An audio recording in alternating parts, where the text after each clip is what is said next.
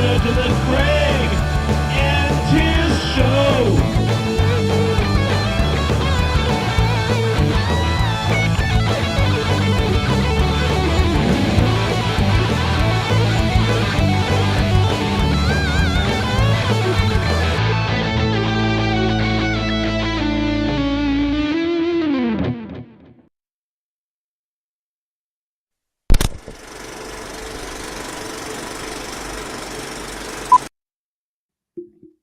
You are listening to the Craig and Tizz Show. It is on XRP Radio, and it is playing out live in multiple places on the internet. Yes. For those of you who survived our Halloween show, welcome back. Welcome back. You know, less of that this week. Yeah, I don't need any of this.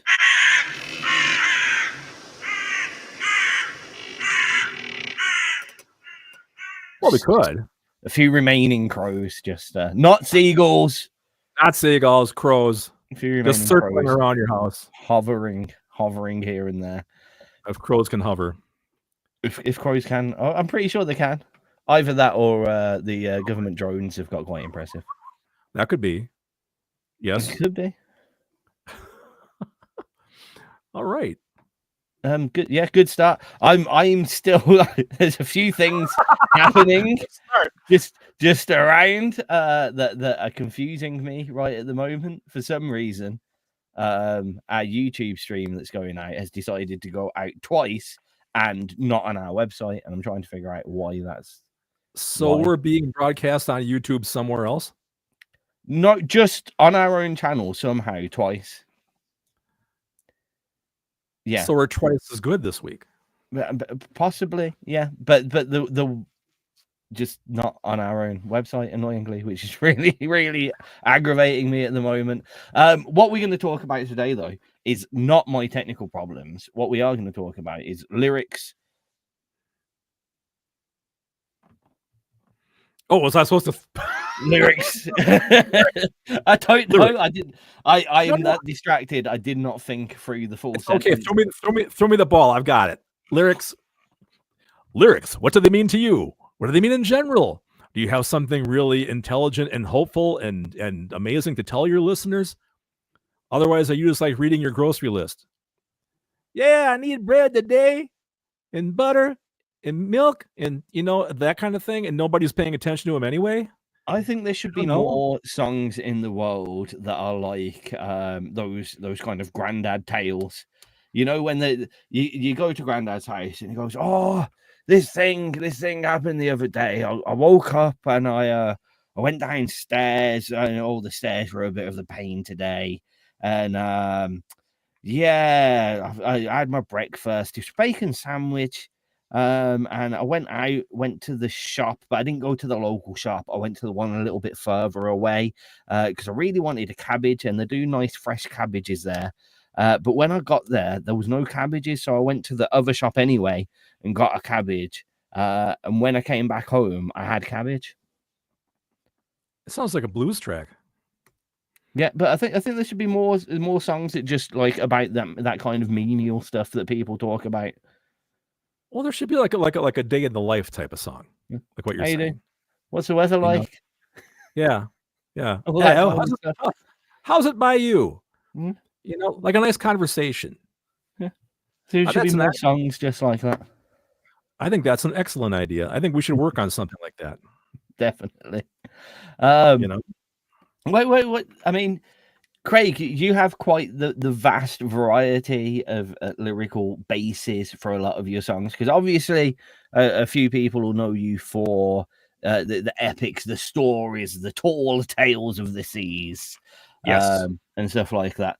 But you do have stuff that's a little bit more closer and emotional, and everything in between, shall we say?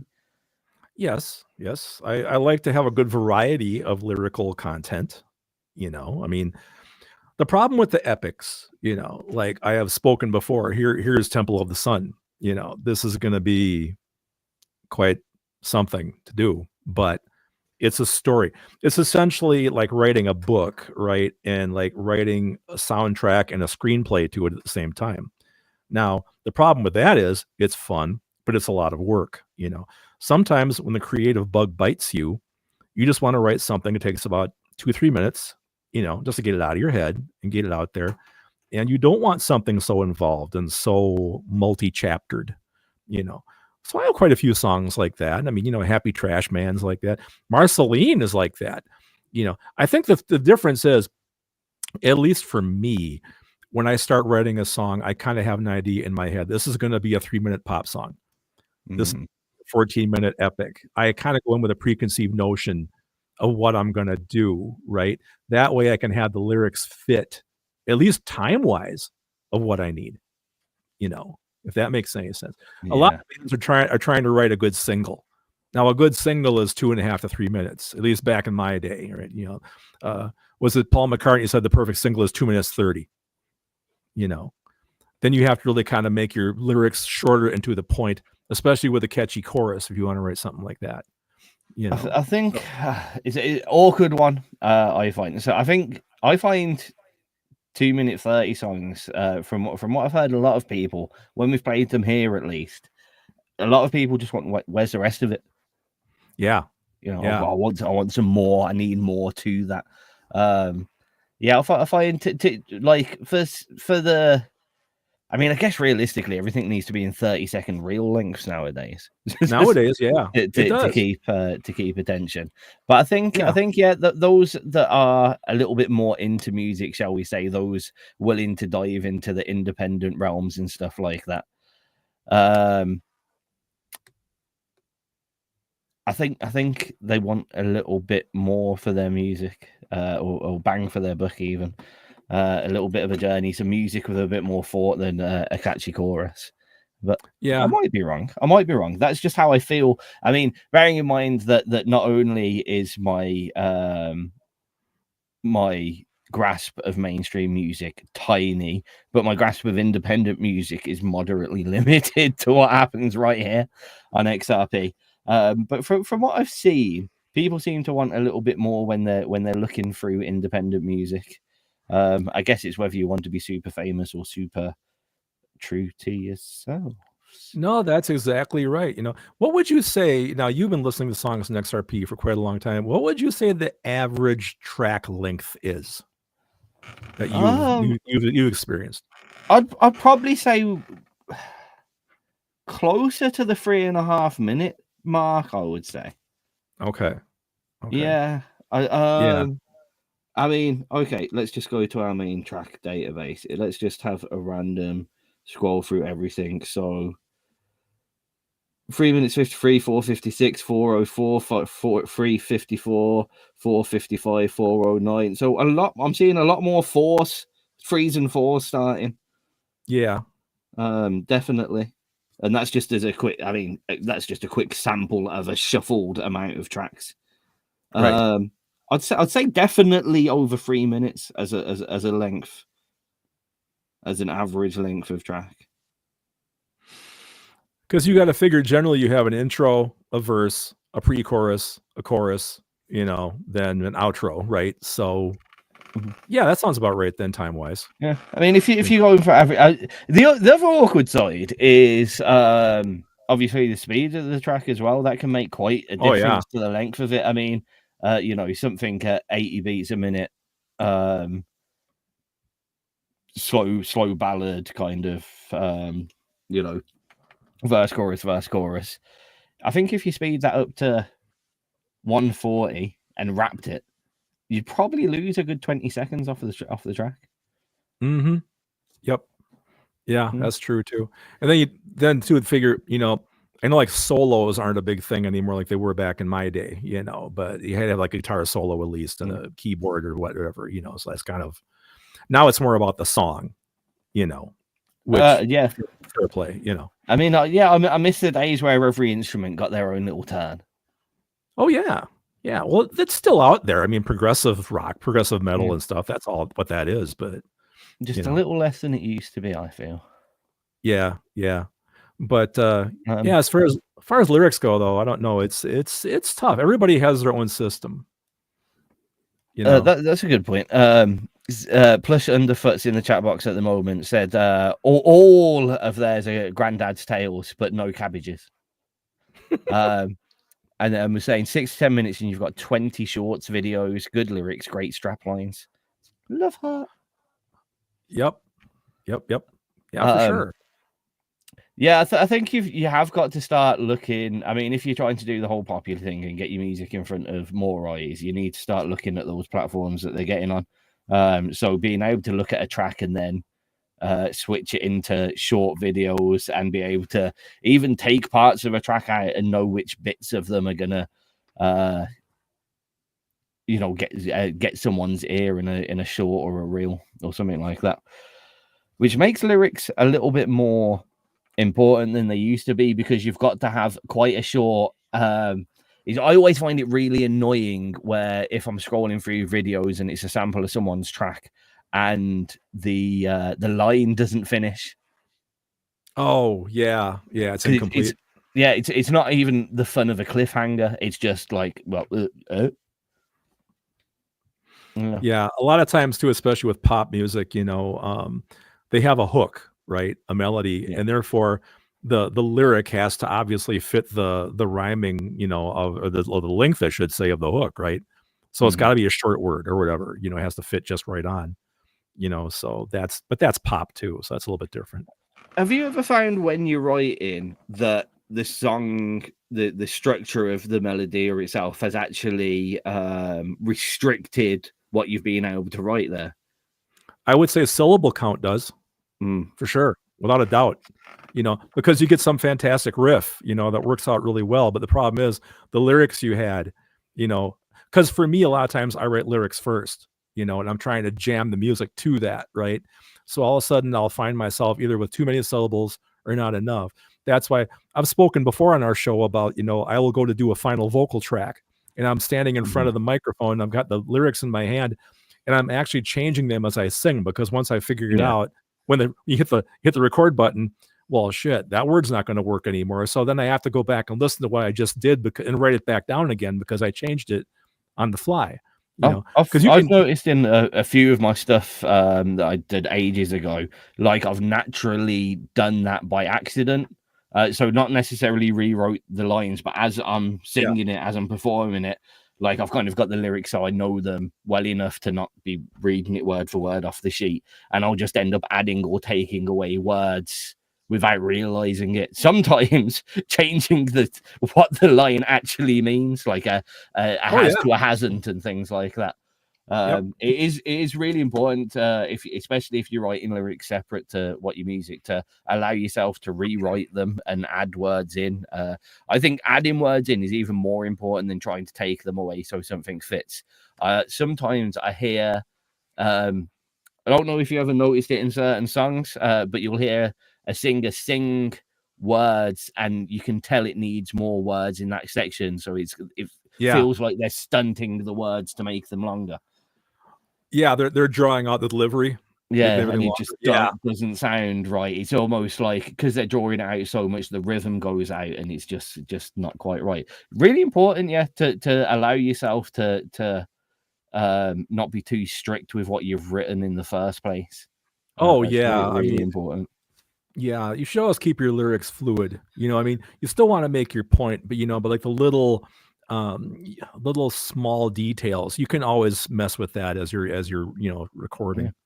I mean, one of the problems I have, like this track, Temple of the Sun, the new one I'm working on, is so damn wordy. It's so wordy. It's like I wrote a novel, right? And I got to put music to that and sing it, and it's like I'm still paring things down because as I sing it, down here in the studio, it's just too much going on. It's just so cluttered, and you don't want to be slurring your words so people listening to the track that don't have a lyric sheet don't know what the hell you're talking about, because that's terrible too, right? So I'm kind of messing with that as well, but I'll get it done. But it's tough, Then I think I also mentioned lyrics, inspiration for lyrics. I think I said something in the we first talked about this subject. Have you ever written a song from a lyric? I have a whole list of song titles down here where I wrote a whole song based off of a song title because I thought it sounded so cool. You know, I've done that a lot. You know, Sunshine Fury was like that, just off the top of my head. You know, like you get like a line that just puts like an image in your head or paints a good picture, and you're going, it needs to be a song. You know. Yeah. I think one of the dangers of songwriting is almost trying to over describe something that realistically approach songs as if they are a song and not a whole book, and people are expecting kind of the short version of the whole story. Yeah. Oh yeah. Not so allow yourself, and if you find you can't put everything that you want in the song that you need, then maybe you need to turn into Craig and write a whole album epic. You do. Maybe you do. I don't know. There's a lot more part 1, part 2 songs coming out recently. There was an excellent couple of part 1, part 2 songs. I forgot. I feel it was called Castle. Do you remember them, Catherine? Yes, there we go. T6 Lost. There's a 2-part track, Castle and Castle Part 2, work fantastically together. And I feel like I can't speak for him, but I wouldn't be surprised if that same reasoning was behind it. I had a track that ended up becoming too long, so we turned it into 2 tracks, and now we've got a little follow-on kind of thing, which is cool. That's actually a really cool idea. You know, I never thought to do that. I never thought to take a song and split it. Like, for example, Captain Midnight and the Pirate King, the last one, probably could have been 4 separate songs. What essentially, I approached that one song as like 4 mini songs, right? Pretty much put together in sequence, really, as part of a whole. Plush Underfoot here. I love people that have that kind of lyric brain. He said, I wrote a song on the train home. A guy opposite looks just like Lou Reed. The title, Looking at Lou. Perfect. Here's just looking at you. Yeah. There's so many times where I have been like in a situation and like something's happened and I'm like, that'll make a hell of a song. And I think James Doyle has come up with stuff like that, you know, just a weird concept that he's popped into his head and he's dragged out a whole song on it. What is it? Vampires can't live on ketchup alone and stuff like that. Yeah, you know, that's great. Absolutely fantastic. Plush Underfoot, if you have got songs, get them submitted if you haven't already. I can't seem to easily find your music, and Plush Underfoot is a new name in my brain. But if you can get it submitted, I'm sure we'll be able to squeeze some into the show. Yes. We're going to be playing some Wrecker and Kai Machine, as well as we haven't even mentioned what tracks we're going to play today, Craig. We've just been going. Today's bands are 3 to 1, Feral Family, Paul Sherry, Flake Belly, Live, Lucy, Von Loop, and Radio Aftermath are today's artists. With a little sneaky instrumental from the Icebox Studio area. Yeah. I've got a song I want you guys to hear and see what you think. If I should, well, it's long story short, I think you guys know I've been working on a Dirty Dan album with my friend Mark Walters, who is Dirty Dan, and right now the project is kind of on hold. But I did write a song. It's like actually pretty cool, and like right now it's instrumental. And I sent it to Tizz, and I go, "You think I should just release this the way it is?" I thought I'd play it on the show today and see what you guys think about it. So, or maybe we can all come up with some lyrics for it. It'd be a contest. He sounded slightly excited, but I can see in the back of his head he's like, "No, I want to put this my song. You fuckers! I don't want to. You're all going to take the piss of the song." And no, what I really want to do is just hang on to it. I want to hang on to it. Use it if Mark's ever better to. His back's more blown out than mine is, you guys. So it's kind of. I'm waiting for him to heal. But yes, just get a mic on a stand like this. Put it over his bed. It'll be good to go. Sounds good to me. No, I was just going to say, you're talking about Plush Underfoot there in that lyric. You know, I've never have been what you would call an observational writer. You know, that's the kind of thing where you see the guy on the train and you're right. I don't write like that, you know, which is fine. That works for me. I'm more of, you know, my stuff is more fantasy, you know, sci-fi, Dungeons, Dragons, blah, blah, blah, blah, blah. I read a lot of that kind of stuff, you know, but more imaginary stuff, I suppose. But I probably should do more observational writing. I never really think to do that, you know, but anyway, carrying on. Should we have the first of our tracks of the day? Let's do a song. Let's do a song. All right. This first track is called Edge End by 3 to 1.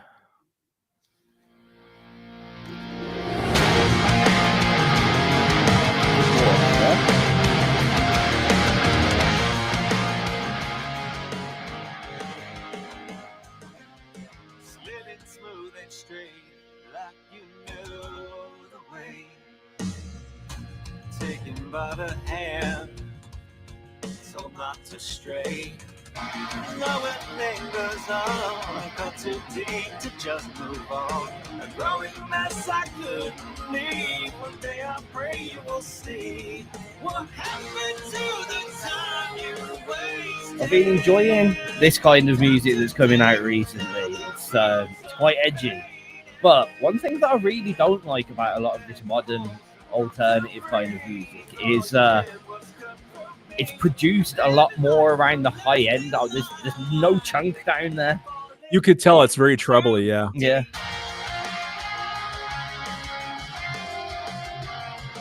Like, I want that kick drum to be kicking in the chest. Yeah. Very guitar centric and rhythm guitar centric as well.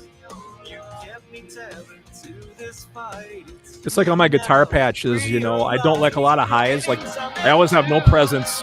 My trebles rolled back. I like a lot more like deep bottom chunk, you know. Yeah.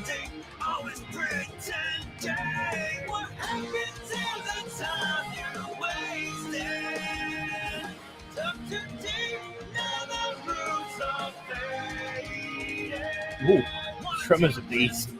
Yeah, he is.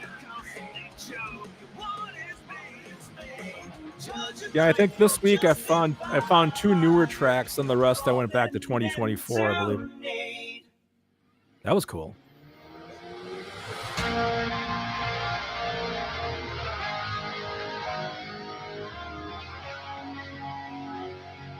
See, these kind of tracks as well, they can't be shorter than kind of 3.5 minutes because they all have this big build in the middle now. It's such an important thing to these kind of post-hardcore kind of tracks, emo kind of tracks. You've got to have this big dramatic build in the middle. It's almost like a bridge, but I think it's too long for a bridge. Yeah, you're right. It reminds me of like drum and bass drops. When you've got when the beat drops in the middle of an electro track and they just pull it out. Yeah.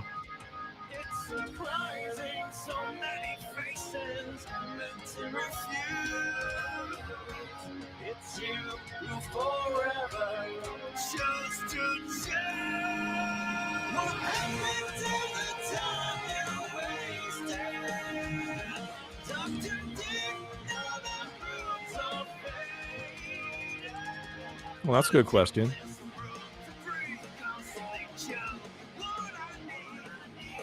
I do think.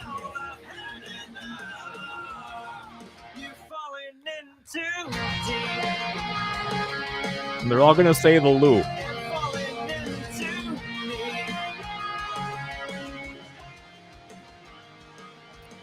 Do my best writing in the shower. It's a trade secret.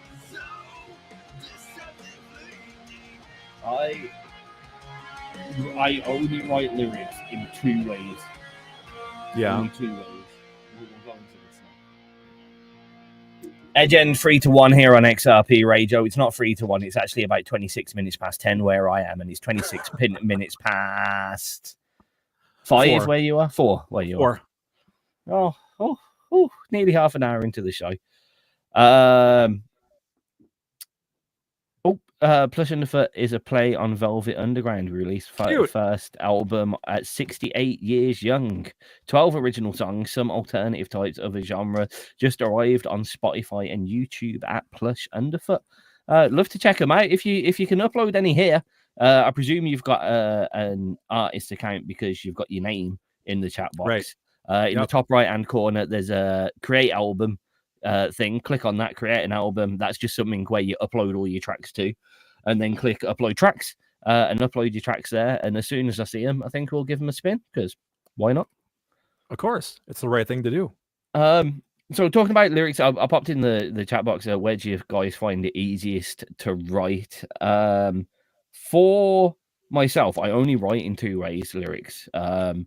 Either there is a track on and I don't actually write lyrics down. I just kind of slowly come up with them in my head as I'm walking around. I will literally have it on my phone or on a speaker, and I will pace round whatever establishment I am in. and I'll just be slowly singing it and extending the lyrics that way, and it'll just be on repeat. Or if I'm doing it with, it's actually quite funny because things like Still Smoking, Knife Edge, all of those originally when I first wrote them, I wrote the guitar line and I wrote the lyrics. I couldn't play and sing, so I wrote a guitar line. I had ideas for the lyrics, and I ended up getting a pal of mine who ended up being my guitarist whenever I played out until I could start playing it on my own. He used to just have to sit there on a stool and play the verse riff over and over again. Just keep playing it until I got the verse down, and then he'd have to play the chorus lick and keep playing it until I got the chorus down. And they are the two ways that I write: either with something on a loop, writing it down, or something on a loop and I'm walking around and I'm just singing it out loud and I just get the lyrics together.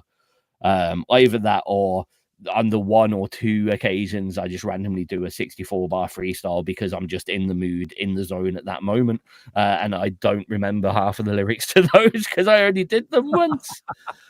So yeah, I definitely have to be in a mood for it, though. There has to be some trigger. It could be a happy trigger, sad trigger, whatever, but there's definitely always a trigger to my lyric writing. Usually being pissed off, usually at something government-like. Maybe not even necessarily the government itself, but kind of socio-economic situations and all that kind of stuff. And it will either come out like a song like Knife Edge, which is kind of about being on the edge of life and, you know, waiting in dole queues and stuff like that. Or it comes out as a song like Still Smoking, which is just like, fuck everything, shit, let's just get drunk and high. Whee! Whee! That's it. Man. That's pretty much it then. And then the occasional love song when I'm in the mood, but we don't talk about those too much. Oh, funny. Yeah, I don't know, man. I like I said, I think I said before, sometimes I'll sit down with a blank sheet of paper and have a story idea, right? And I write that out, and then I have to figure out how to put music to it. Or I've had the inverse as well. I have a really good riff. Then it's like, well, what am I going to fit this to? And again, I tend to write a lot of times from song titles. Just to give you an idea, I've been working down here now for a couple of days, a couple of nights on Temple of the Sun. I just want to read a really quick verse here. You guys get the idea what I have to deal with about how wordy I am right now. Temple of the Sun is based like an Indiana Jones type archaeological. These guys go to this mountain and out in this jungle, and they're looking for this gateway to heaven. First two verses really fast. In the year of 47, 'neath a copper-colored sky, which is hard to sing, a crew of restless dreamers set out to do or die. With maps of ancient sailors and whispers from the dead, they journeyed into jungles where no man had ever tread. The leader, Captain Morley, had a fire in his eyes. He said, "There's a gate to heaven, boys, where the fallen angels rise." They crossed the poison rivers through the serpent-haunted trees, drawn by tales of golden spires that pierced eternity. Now write a riff to that. But that's what I got to deal with. But I'll get it done. I usually do. Yeah. I mean, the good thing with a lot of your lyrics is if it really becomes that hard, you can, I know it's a cop-out, but you can fall back on the slightly ethereal, backgroundy soundscape and just speak them, spoken word them, and you can still get away with it. And I've never done that. Yeah, I know. And I've always thought, back when Scott and I had Third Bridge, we always talked about just like writing poetry, right? And just having like an ethereal background, speaking it. And we never did. I probably should start doing that. It'd save me a lot of hassle. I guess you have done in a few places in like Captain Midnight or in Cluckzilla, but that's more it's story driven spoken. I mean, it's not a whole song that's that. It's just like the scientist speaking, or like when he goes, "The star of the sea." Yeah. And that kind of stuff. And James Doyle, we were talking about you earlier about your lyric writing. You were a example. Well done. Actually, Tizz, now that I think about it, now that you made me think about it, the end of Cluckzilla is like that. On the epilogue, Yeah, It's all yeah, you're spoken quite word. right, actually. Yeah, Yeah. I forgot. I wrote the damn thing. I forgot. I forgot all about that. yeah. Yeah. But yeah, true. That's all spoken word at the end. So, yeah, cool. Have you ever Probably. taken or been inspired? Because I know quite a few people are doing this kind of stuff recently as well. Of good lyric writing, James, of good lyric writing. Have you ever been inspired so much by someone else's lyrics that you kind of, I don't want to say rip off, but you are very closely trying to reproduce in your own way a lyrical format? I have not. I have been inspired that way musically. Right now I have some music I'm listening to, brand new release stuff that's really inspiring the tones I'm getting right now and the song structures I'm doing right now from someone else, Okay. And they're not in the indie world, God help me, so I probably shouldn't say who it was. Shh. I know. So, yeah, but lyrically, man, not really. No, not for me. Not for me, but musically, yeah, for sure. I mean, as someone that doesn't purport to be like, you're a songwriter as such. You don't purport to be like a class singer as such. Oh no, Who? nope. I'm a screamer. Because you're a bit more. I think you might be a little bit like me because you've had no direction vocally. You've just kind of ended up in your own place. But do you have anyone that you kind of some kind of vocal performer that you kind of lean towards when you're performing yourself? Boy, for me, being a classic rock guy, I probably think more like The Who, like Daltrey, way back there. Like a lot of my stuff, people say that, Cluckzilla reminds them of Tommy or reminds them of Quadrophenia. I've gotten Who comparisons before here on XRP. Which you have indeed. I'm honored. But yeah, because that's where I came up was like Deep Purple, The Who, Sabbath, all that kind of stuff. So yeah, I'd say The Who for sure. I would say for all of you guys out there as well, these questions aren't just, this isn't an interview between me and Craig. These questions are all for all of you as well. So feel free to kind of jump in. James Dawes said, if someone does something really clever with their words, I think about what they're doing. He said he watched the Springsteen film the other day and got really inspired by it. Yeah, cool. Well, Yeah, I've been never a Springsteen fan myself. Yeah, Springsteen is huge, and to be personally for me, I never got him. I don't get it, but I will say this: I saw him live, and the guy put on a 3-hour show, and oh my God, I mean, he left it on the stage. I mean, he's up there killing himself. I mean, he believes in what he's doing. That's for sure. Fair play. Still performing rather than cash grabbing, then. Yeah, no shit, for sure. But, it's inspired him to get a referral to therapy as well. I don't know whether that's a good thing or bad thing. I mean, did the film leave you in need to get the therapy, and that's why you're inspired to get it, or you already had? Actually, that was about to sound really bad. I was going to say, or you already had really bad issues, and it just gave you that push over the edge. Or you can write a song now. Write a song now complaining about the price of popcorn at the theater. Do one of those things. I think there should be more like Karen songs as well. Yeah.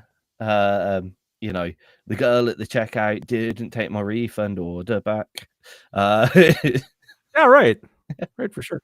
No, like Tizz is saying, that's one of the points of our show. Is that we're here to give the musicians that want to tune in, make you guys think a little bit about what you're doing, maybe offer some different input. So that's why the chat box is there, man. I mean, tell us what you're doing, tell us what's happening with you. Observation is plush underfoot's a mainstay here. Here, the roads are constantly blocked by roadworks, so connecting this with the environment. Song starts, dig up in the streets, dig up the town, dig up the highway. And there you go. Yeah, perfect. Yeah, I do like. I really enjoy observational songs and stuff that's just kind of almost menial and over explained. I remember years ago I wrote a story. I was in school. And I noticed a lot of my, friends are trying to write like, fit a whole novel into a short story for their coursework or whatever. Right. And I ended up writing this piece, and it was just called The Walk, and it was an overly descriptive piece of someone starting at the top of a high street. They walk down the street past some people, you know, and the descriptions of the smells and whatever. And then he gets to the end of the street, trips up, and a car hits him. But like, Great.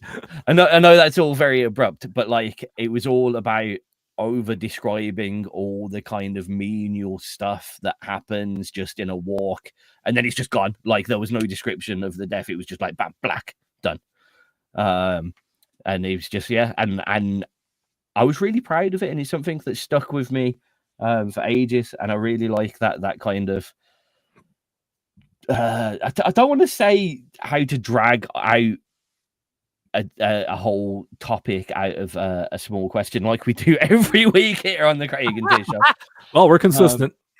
But yeah, like being able to take that, because you've taken a smaller glimpse of a bigger picture, you can dive deeper into the kind of descriptive area of it, which I think is just fun. It's fun to do, and I would advise everyone do it at least once. Just look at your next song, and then just look at one little bit of it. So if you're doing a love song and it was when you know, all about your first day together, just make a whole song about the first look you gave each other, and see how much more you'll write about it. Then don't like say write the whole song about just that one look, but look at the look and all the words that you've written, and see if now those words you found a better description or a deeper description that would fit the song that you are writing, instead of just going for what comes first all the time. You might find something a little bit more exciting in there if you try and stretch each item out individually. You kind of focus on the details, kind of like hyper analytical, you know. Yeah. I mean, not to the point where you're kind of pulling your hair out or something, but it's easy to go like, I had a nice day. It was the month of May, and more interesting if you met a girl on Monday, took her for. No, I'm not doing that. So I'm really sorry. That was really someone shoot me. No, it's okay. I have to throw this comment in. What you just said, the lyric there. I have a question. Now, when you guys write lyrics, those of you that are writing lyrics, do you guys have to rhyme? I've always said I'm a Moon in June writer. It drives me nuts if I can't have two lines that don't, you know, they have to rhyme for me, or I'm pulling my hair out. You know, I wish I could do that. I wish I could break that habit. I can't do it. I gotta rhyme. How about you, Tizz? I'm not so I like clever rhyming, and that's not just like trying to obscure a word to crowbar it into the rhyme, but that way where the rhyming word doesn't necessarily fall at the end of the bar each time, and you use a rhyme to switch the flow of what you're saying or singing. I'm trying to I've done it so many times in a lot of my songs. I'm trying to think. The overly political one that I do starts off, drop the facts, the fake tax, all I want's my money back. But those three rhyming words, even though I'm putting the emphasis on them, none of them hit at the end of a 4-bar. So that allows me to go into another rhyming scheme. I've only done 3 of the rhyme there. And because I've spaced them out over the bars, the back sounds like it's the final. It almost sounds like it's the 4th if you're doing the June, Moon, May, Day kind of rhyming scheme. Right. So it's allowed me to jump over. So I've gone from drop the facts, the fake tax, all wants my money back. And then I go recession, its expectation, but no election affords. There's no axe in any of that. And what I've actually done is done Asian words 3 in a row. So not Asian, recession hits expectation, but no election unfolds, and money's old in each. So the rhymes are happening, but the emphasis is not in that kind of typical end of the line fashion, which I do so hate. You can't really do that kind of stuff with a typical pop chorus, so it just doesn't fit in that kind of thing. But if you're doing kind of I don't want to say rap anymore, because people like I don't want to praise them too much, but people like Ed Sheeran and Ren have brought this kind of rap sung version of lyrics a lot more forefront, and I think because of that you can do a lot more of what I was talking about, that kind of interchanging where you're putting your rhyming words to play on the beat, but in a sung manner. It's not rap anymore. Yeah. So Yeah. so that kind of trailed off at the end there. That's all right. That's all right. No, James Doyle's talking about here in the chat about I vary my structures with rhyming. Sometimes it's couplets or having a rhyme pop up every couple of lines. Sometimes I only have the first and last line rhyme of a verse to rhyme, or use half rhymes. That's really cool. He's alternating them like that. That's neat. You know, that's incredible. And I think somebody too here was talking about happy accidents. I think it was Kind Machine. Let me back up a little bit in my chat here. Yeah, lyrics were a happy accident to the two songs he's written. That's for sure too. For me, always happy accidents is more musical stuff. I'll get like riff will come out of nowhere, right? Or a melody line will come that I wasn't even paying attention to, and all of a sudden, you know, a lot of happy accidents down here when I'm writing, for sure. You know, but yeah, lyrics you can do that as well with that, you know. So yeah. Yep. No, definitely. Well, another thing that I'd just like to bring to light is Sure. I don't know how many people out there, because I know Rekka doesn't play games, but if I think I'm going to say Rekka don't play games once in every show from now on, you probably will, just as a point.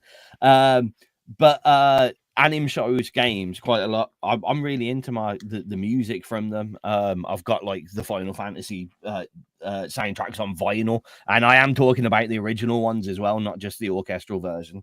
I'm well into it now. Not much like you listen. I love anime theme tunes. I think they're fantastically over the top and exuberant and brilliant. Not much rhyming in them at all. That it's not something that they do, and I never sit there going, something feels off here.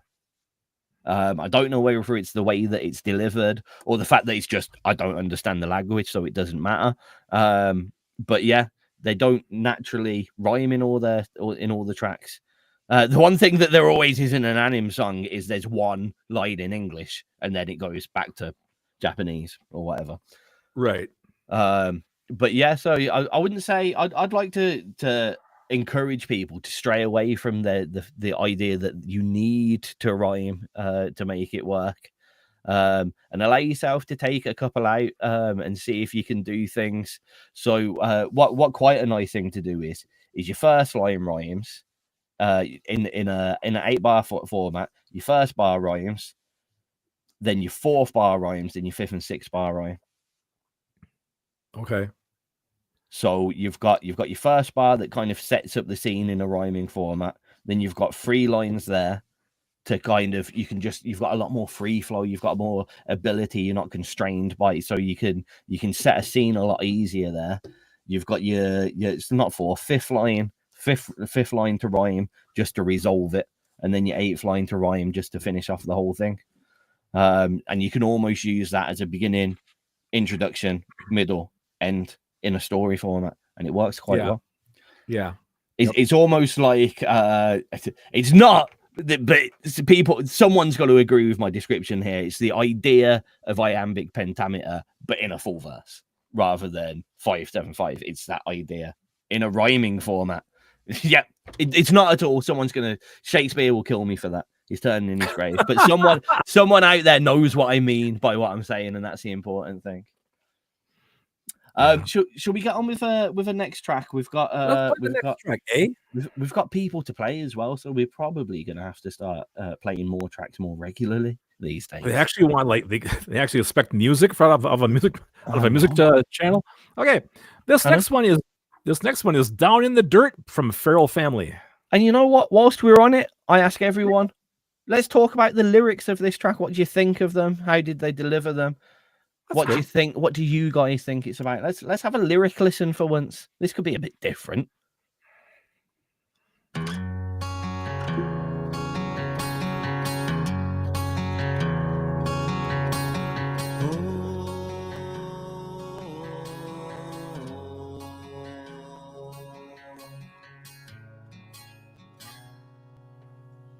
Never did find love, waited all alone, breaking down.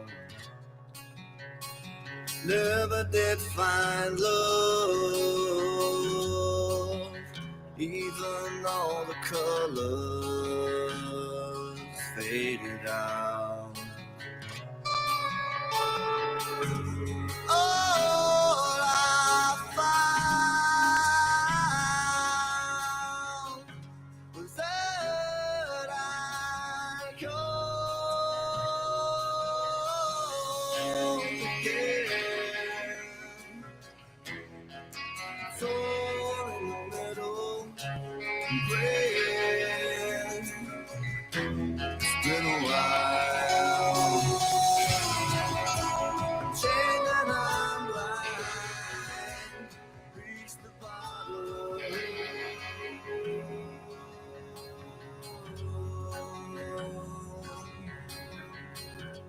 Hey,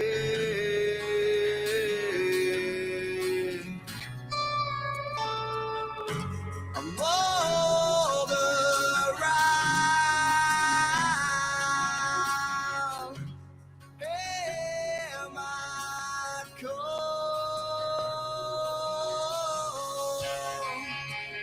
Dream about a love. The wish would never come again. Now I'm torn in the middle, praying. It's been a while. I'm chained and I'm blind. Reach the bottom.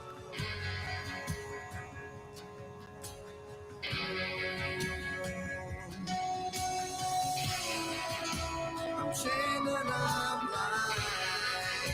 I reach the bottom.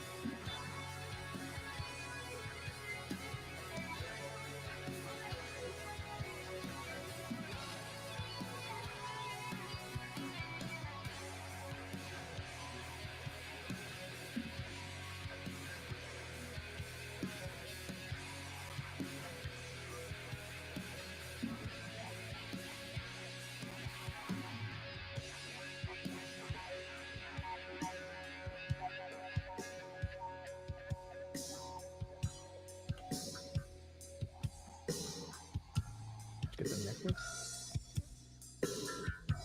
That's a high five, not a hail. Oh my.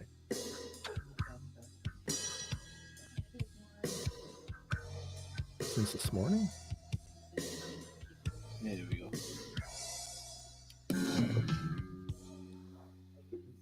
Down in the Dirt, Feral Family here on XRP Radio. That was out of all the ways to talk about the intricacies of lyrics. That track really went the other way. He had a few lines to say, quite a lot of them repeated a lot. But I'd probably say there's I didn't count. There's probably like only 5 or 6 lines in the whole song. A lot of it repeated, a lot of stretched out vocalizations. But it got the message through quite simple. James Dorr said the same thing. He really uses the repeated ideas and terms well. Yeah, it was such a big song. It was one of those. It's almost like the lyrics were there just for that kind of grungy effect and didn't want to detract too much from that kind of epic build to the tune. Yeah, I think the lyrics were added more as an added emotion to the tune itself rather than the tone. Yeah. I would expect anyway. I mean, you never know that the lead singer might have wrote down those 6 lines and came in one day and went, "We got to write a whole song with these 6 lines in it." But I feel like it might be the other way around. Yep. Yeah, that's a cool track. Yeah, good stuff, definitely. And yeah, good. I like it when something just inadvertently adds to the discussion. That's wonderful. Yeah, for sure. We'll take that. That's wonderful. Now, let's go the other way. Let's have 5 minutes of negativity. Are there any lyrics that you just can't stand? They're just songs that when they come up, you're just like, oh, go away. Oh, yeah. Curious to see what you guys come up with on this. Man, for me, jeez. Nothing I can think of off the top of my head that just kind of pops in. How about you? Oh, I've got a few. Oh, go for it. One of them should be so overly obvious. Forced lyrics for holiday songs. I was just gonna say, I'm sure it's gonna be a Christmas song. Yeah, I mean, if you're, don't get me wrong, there's a couple of Christmas songs that I like for the cleverness of them. I don't like the song. I like the cleverness that is in the song. Right. Like Hannah and Tony, so that's Hannah from Sound of the Sirens, did a morbid, morose version of Jingle Bells. Yeah. Bless you. Excuse me. Thank you. Oh, still not quite 100%. No, that was really quite clever the way they put it together, and made it kind of a sad tale.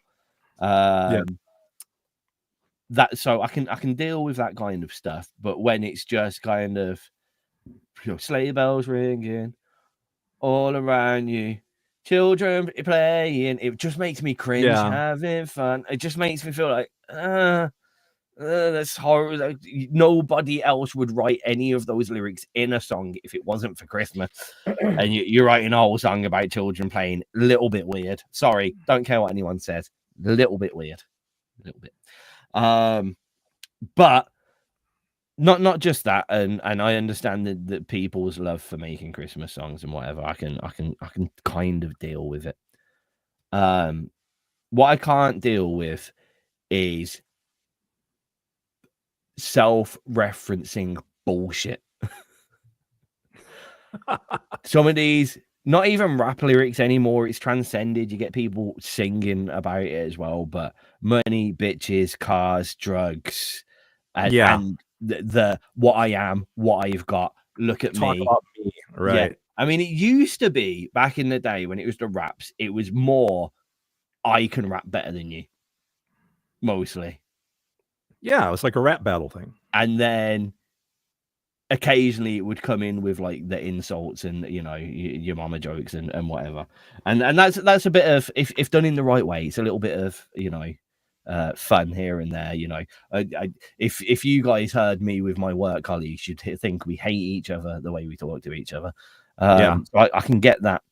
But when it got to this, you know, like I can stack cash, I've got more drugs in my house than you have. I deal more drugs, but the cops don't know. I can drive faster than the cops. They can't catch me, and all this kind of stuff. And I look, and I see, especially in the independent world as well, like some of these big, massive gangster hip hop rappers that are out there probably are fucking illegal as fuck. You look at all the shit that fucking 50 Cent was into and all that nastiness.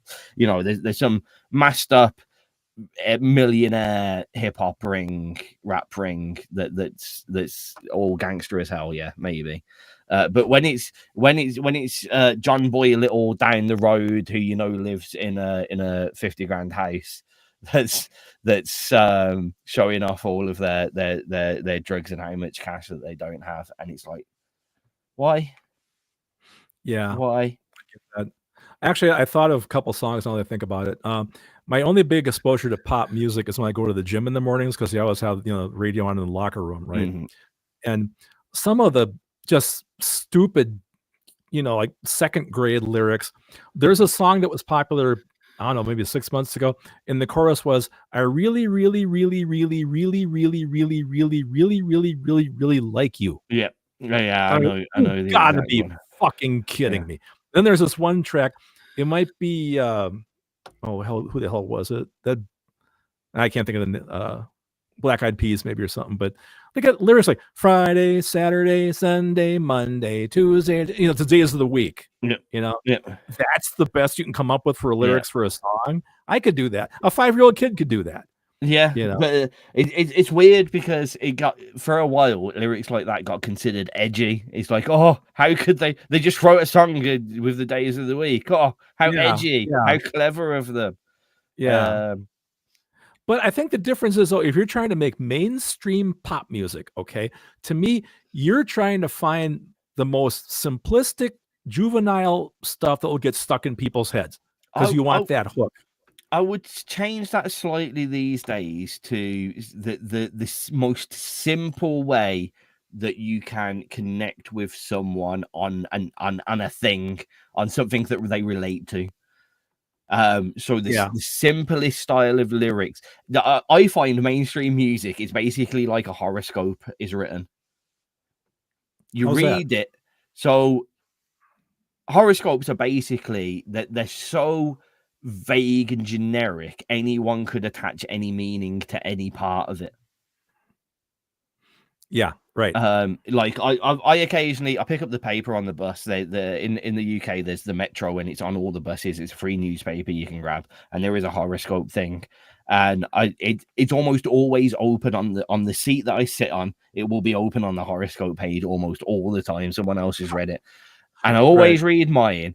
And it's like, something good will happen today, and that just depends on how you feel in that day. I got to go to my favorite restaurant or something like that, or it could be like you won on a scratch card. But like, everything in it is so generic, I could attach to it and go, oh, I can relate to this because this happened. And I think that's how pop songs are being written these days, these big mainstream pop songs, with such a generic, vague, simplistic way to say, like, this was our day out at the festival, or this is how I lost my girlfriend, or this is how my life is in this estate, or whatever it is. As long as it's relatable in a way that a large group of people could, like, a large group of people do live on estates, and then you've made something catchy that's generic that all of those people can attach to. There's your pop song. Yeah, no, you're absolutely right. What I find interesting is, like, when an artist writes a really deeply personal, heartfelt song about their condition of their life at the moment, they release that, then all of a sudden all these people, oh, dude, it's like you wrote that song just for me. I'm going through the exact same thing. No, you're not, because you don't know what the guy was going through when he wrote the lyrics, but right away they reach out to him. You saved my life with that song, man, because I was no, you're not. I'm not buying that stuff, but whatever. It must be nice to hear. It must be great. But the thing about lyrics, we talked about this before, is that they're so open to interpretation, right? The listener can listen to what you do, and they can put a spin on it like you wouldn't believe.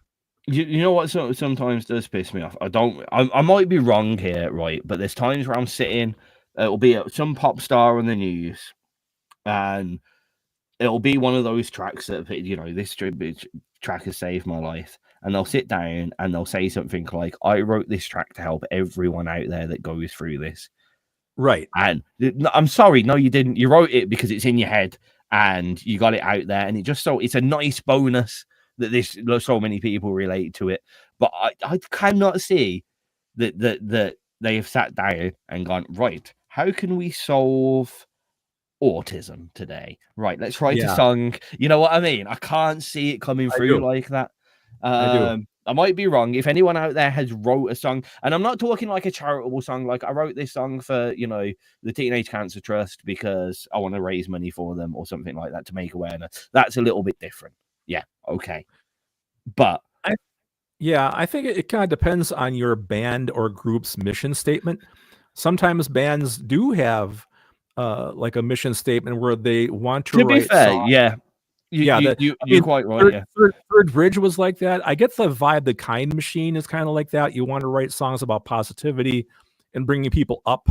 You know, having listened to that and like, you know, like that whole pick them up. You know, yeah. Because some bands that's their you know whole concept. You know? No, definitely. Yeah, I'm not saying no one writes songs for some kind of reason. Oh, sure. Or something more generic. But yeah, when people when you hear them claiming it's big pop stars, and you'll have someone turn around and go, "This song saved my life," and they are almost like, "Yes, I wrote it for everyone just like you," and it feels. It's like, no, you wrote a song and you wanted to you know, you care about mental health or stuff like that. Yeah, fair enough. Right, same. Right. But you can't write a song into a self-help manual for people, you know what I mean?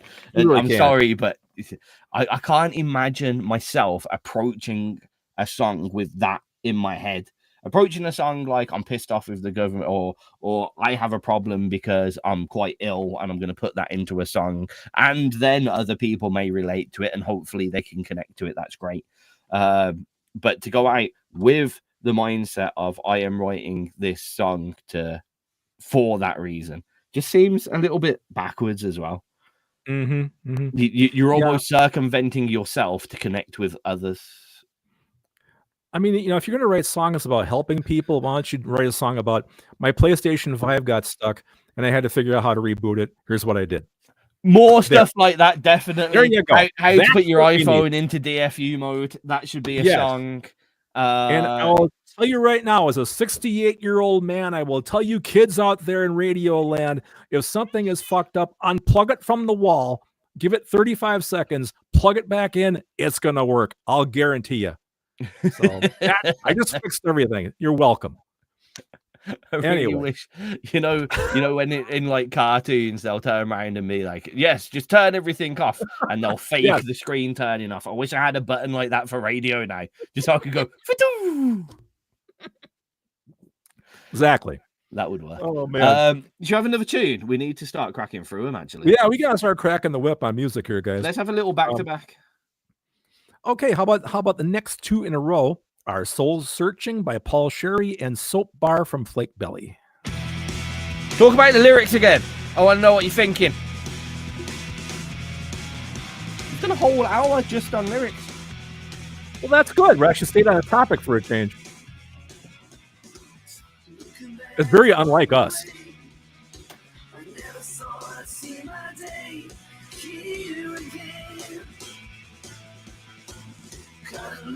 Have some faith. Peace of mind is where I stay. In the end, it's where I want to be. Now I'm so searching. I'm so searching. 1,000 miles away. It's where I feel again, where the sun will rise, where the sea will end. Now I'm so searching.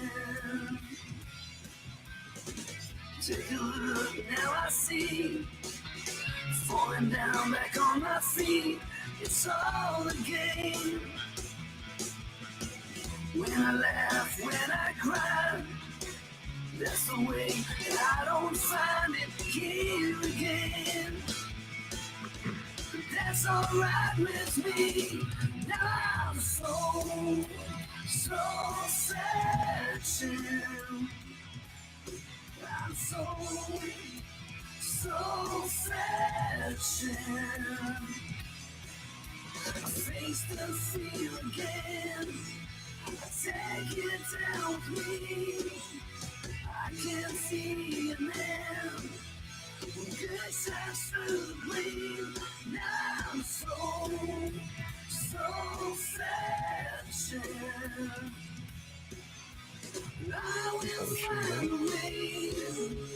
I will find a way. I will find a way.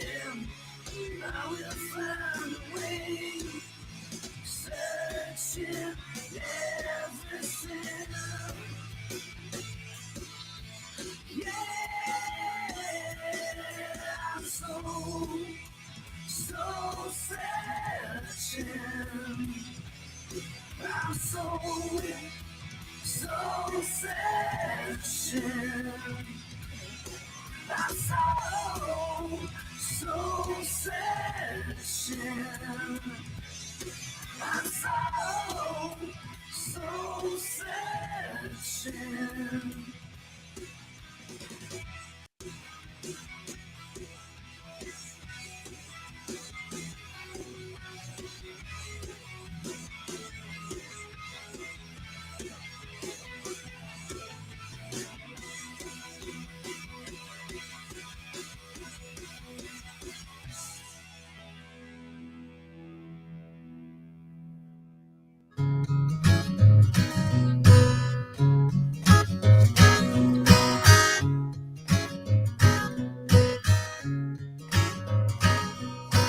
Llama, llama, Salvador Llama, let's drop the world. Your flowers low and quiet, go into a sky which others stroke forevermore.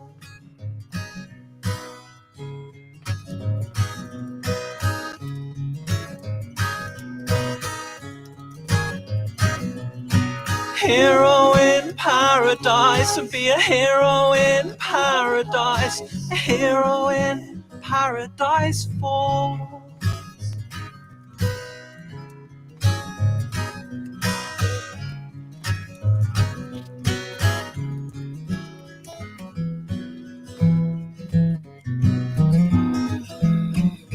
The sun runs over the waving hands of others and makes a chaos of shadow roots on the scalpel of Jesus. Something worth yelling, I yelled in sculptured blooms collect. With a swoop and watery thought yonder could stop together into howling stoop. But now to make a poem, even now, and that's just too beautiful to disallow.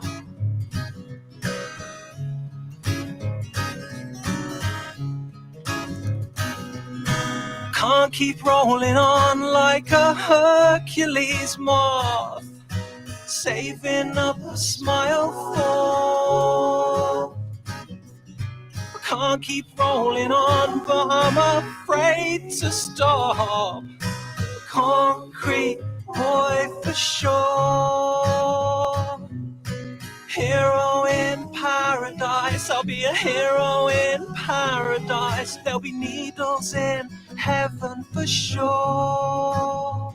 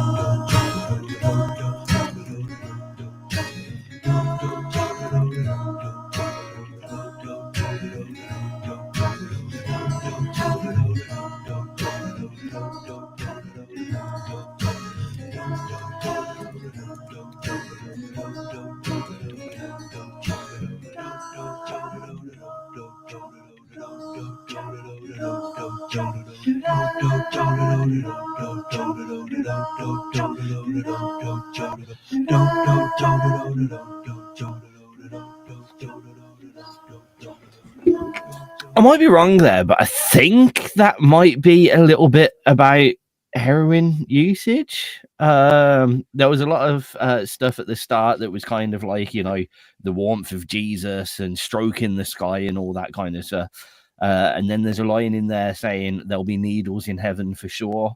I think it might be, yeah, like I might be wrong there, but a few little things that make me feel like, yeah, he's written about the feelings of using heroin, and that if he dies, it'll be okay because there'll be needles in heaven for sure. Like it's the best feeling. It's a heavenly feeling. You know, it's a God. And a lot of people do say that about heroin. You know, it's like being wrapped in God's warm blanket.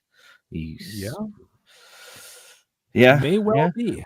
I might be wrong, but that was quite deep. At first, I thought it was just like mad random Chili Pepper style lyrics. And I guess in a way, if anyone knows the history of the Chili Peppers, it is random Chili Peppers. It's probably even more fitting to that description than it was previously. It could be a sewing club in heaven. You might not be wrong. Yeah, could well be. I might be completely wrong, but I just kind of towards the end, I kind of picked up, and then right at the end, I'm not 100% sure, but in that kind of scat at the end where he was doing the doop doop doop doop, in the background, one of the scats, if you will, he was just jab, jab, jab. Yeah. Oh, so I don't know. Maybe I'm reading way too much into it, or maybe he wanted us to. Who knows? What are we for time? I just want to check because I want to play people that are here. Yeah, we should definitely play people that are here. 13, let's say 13, 14, 15, say 20, 25, 20. We've probably got about 30-ish minutes worth of music, and we've got 45 minutes worth of show. So I think that's all going to work out quite nicely, to be honest, Craig. Cool. That was a vague estimate. I literally looked at the names in the chat box and I was like, Rekka's got a song that's about 4. That's great. You know that stuff. So we might be, luckily, that with regulars, after a while of them constantly coming, I kind of vaguely remember. Who these people are and what they did. Yes. Should we turn everything on its head and go for a track that has absolutely no lyrics whatsoever? I think that's a fantastic idea. Good, because it's your track. I knew you were going to say that. Yeah, give this a listen, you guys. See if I should just release it as an instrumental. Otherwise, my inclination is to just sit on it until I actually get the Dirty Dan album underway, whenever that's going to happen.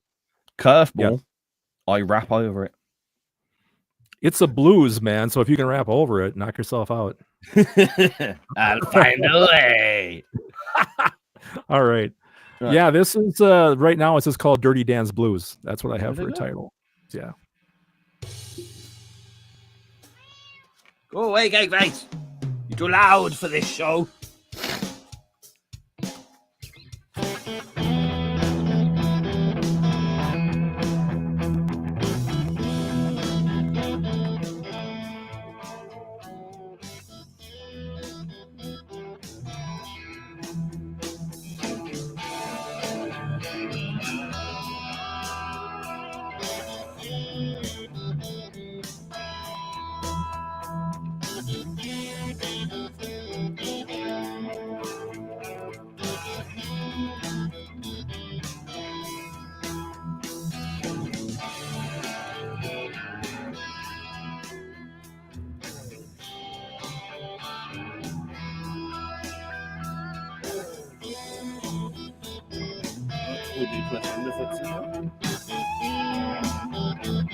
Brand new submission live in the Craig and Tizz show, eh? Yep.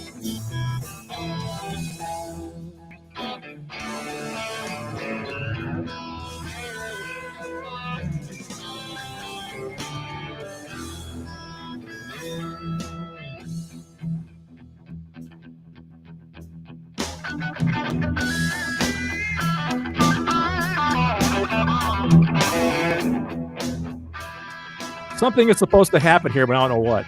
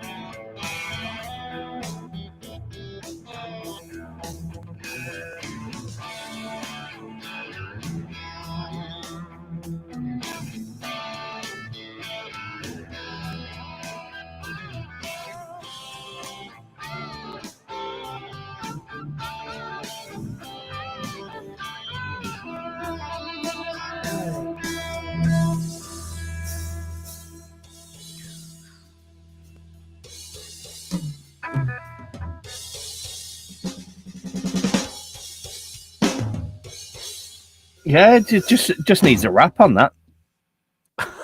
Well, obviously it's a rap song. Yeah, just needs a rap. I didn't know.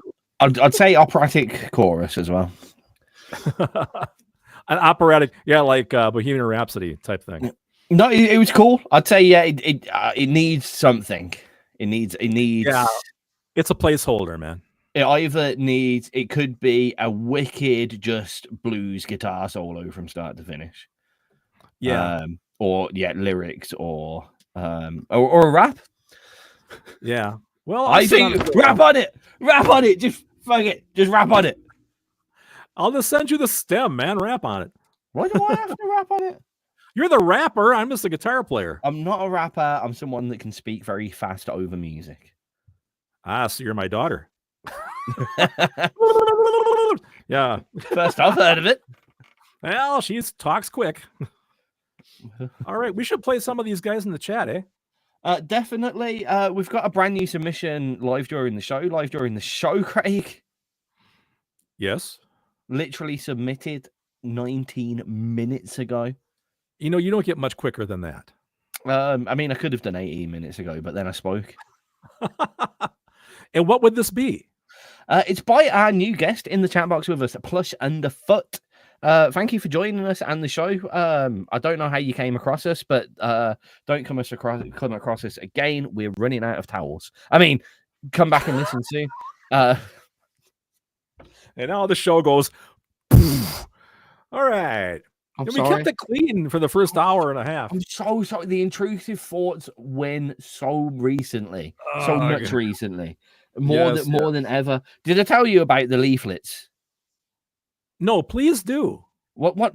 This is how bad my intrusive thoughts are getting. So, like, what? My boss was having a conversation with. This was a few weeks ago, actually. My boss was having a conversation with one of my colleagues. And he turned around, and it was an important thing. And he turned around and went, I just really wish. And my brain clicked in, and I just shouted, you'd fuck off. And I was like, I'm so sorry. I'm so sorry that happened. And then one of my other colleagues has gone into the back of the van to get some leaflets out for us all. And goes, does anyone need any leaflets? And I just swatted a lot of them out his hand. Everywhere. And I was like, don't pick them up. I will pick these up. I'm so sorry. I just had to do them. The worst thing was, like, one of my other colleagues was next to me, looking at me because I was just staring at these leaflets. And I was like, man, don't do it. Don't fucking do it. And it had already happened. They were all over the floor. And he turned around to me afterwards, and they were like, I watched you stare at those leaflets, trying to stop yourself from doing this for a good minute before you did it anyway. Yeah, right. The intrusive thoughts are really, really, really causing. You got the angel on this side and the devil on this side talking into your head. Yeah. the angel's on a break, I think. Apparently. Wow. I can't remember what I was talking about. That a brand new submission, 18 minutes old. Sorry, 20 minutes old now. Oh, that was it. Yeah, I told you I should stop speaking. Really, shouldn't I? Underfoot. I have no idea what this is. This could literally be a 4-minute 46 second long track of him just going, find out. Fuck off, Tizz. Fuck off. Yep, that's it. Plush Underfoot. Tiger and the Priest. Cool. Ooh. Brushes. I love a bit of brushes, mate. Talk about the tiger who killed the priest. Talk about the tiger. Talk about the tiger. Not much in actual sound copying, but just a little bit of a Cure vibe to this. Tiger sat in his lair, eyes fixed on the priest. Didn't mind waiting, claws clean, jaws mean. Who killed the priest? Who killed the priest? Also sounds like it's the intro to the next Tarantino movie. The priest? Not me. Yeah, I was thinking Pink Panther myself, but that's me. In that land they plan their revenge. mission accomplished. It's a bit of a story one for you, When Craig. no one stands. Oh, for sure. With their God sat in the room, they could do no wrong. The full moon.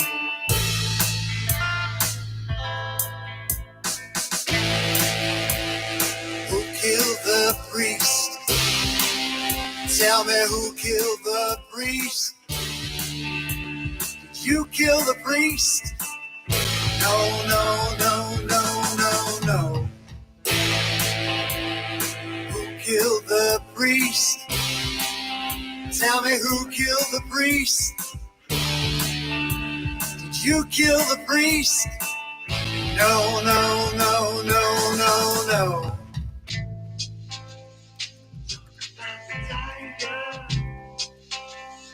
Talk about the tiger. Talk about the tiger. Who killed the priest? The tiger sat in his lair, waiting for the priest. What would be, would be. And the land so frustrated, the plan for revenge. Wait for the tiger, but don't understand. Who killed the priest? Tell me who killed the priest? Did you kill the priest? No, no, no, no, no, no. Did you kill the priest? Tell me who killed the priest? Did you kill the priest? No, no, no, no, no, no.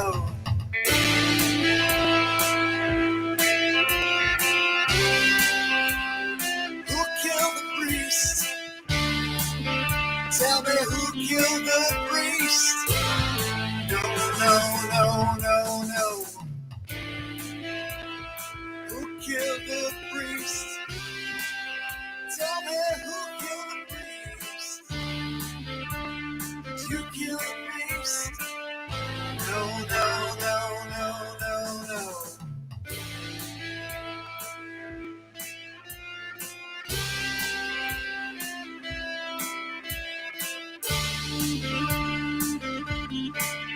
No, no, no, no, no, no.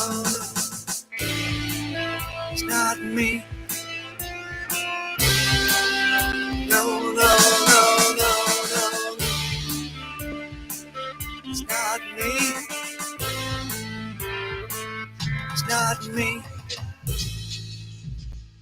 Talk about the tiger.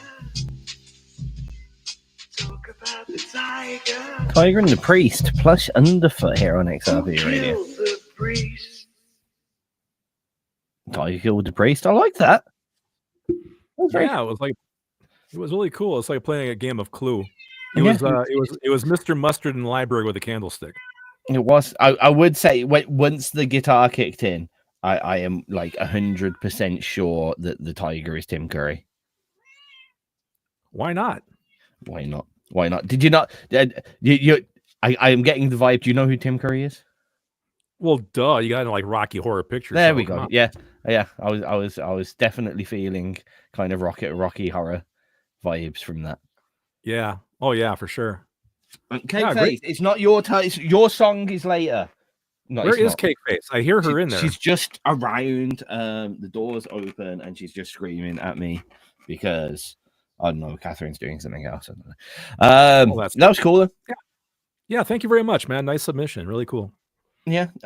Go into that kind of bit of a call and response, lyrical vibe there. As we talk in lyrics with the talking about the tiger and the who killed the priest. Did you kill the priest? It's got a bit of a swing to it. I kind of like that. It does. I'm a big fan of swing recently, actually. As you can tell by the little bit of funk that I sent you one day. Oh yeah, yeah, for sure. That was super swing. Super Yup. solid. Right, let's keep it. Let's go. I think if we're talking lyrics, we've got to play a James Doyle track. Definitely. Oh, you know what, James, you're listening. Pick the track that you think is I the think he did. greatest. Oh, did he? Oh, crap. Let me look. I got to back up in my thing here. Oh, Gabion. Yeah, that's it. Okay, we'll go for that. We'll go for that. It's best to have the best lyrics you've ever wrote, ever, James, because I'm going to play it.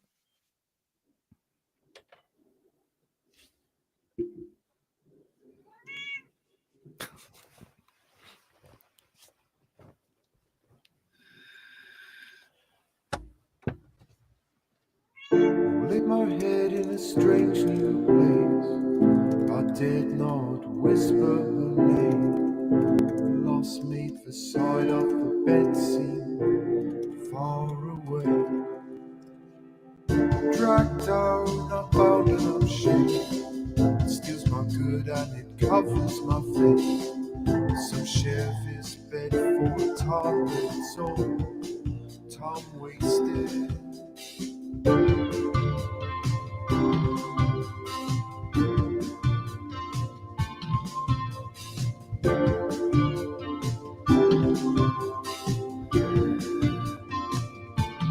Lying in my bed, dining on hearts, whisper sweet love things. It's all that they are. Lying in my bed, he's wearing me. So if you see his face, get out, lest you be next. Overrun our course and our love. By the morning I will be by your side. Just hollow wrapped up in sheets of ghosts. I can't dispel.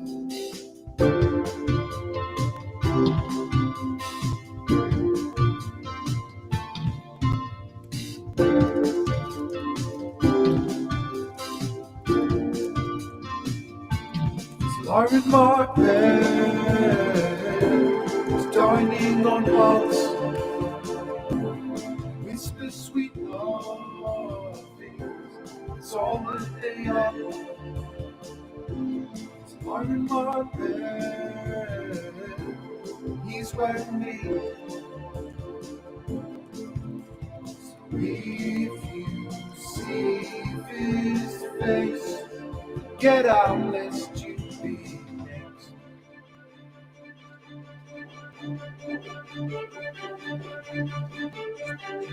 Sorry?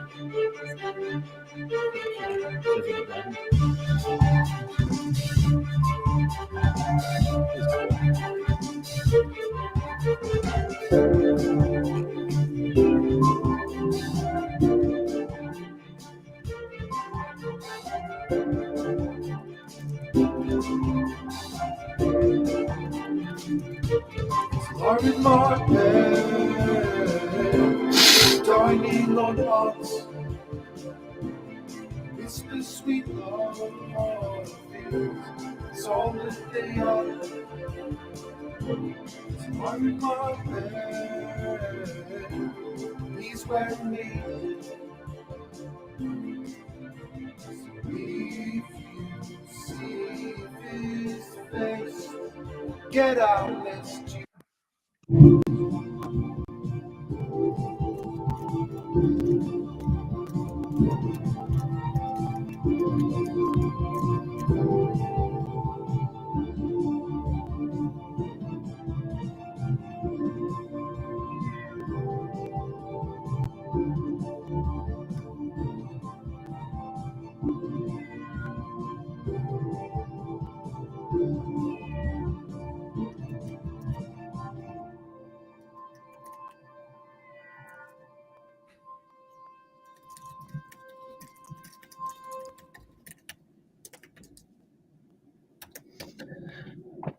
You're listening to Live from Gabion. James Doyle music is in the chat box. He made the music of the James Doyle, but also the Gabion. I can't put.